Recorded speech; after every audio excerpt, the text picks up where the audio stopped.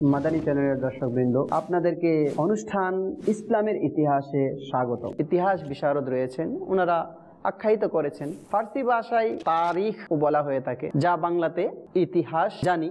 এটা এমন বিদ্যা যার মধ্যে নবী রাসূল, রাজা বাদশাহ, ঘটনা, রীতিনীতি সম্পর্কে জ্ঞাত হওয়া যায়। বিলকিস এবং সুলাইমান আলাইহিস সালামের ঘটনা পবিত্র কুরআনুল কারীমের মধ্যে ইরশাদ রয়েছে। তো ইয়ামেন ও হাদ্রামাউতের শাসক মালাকুক তাবাইয়া এদের লোক ছিল।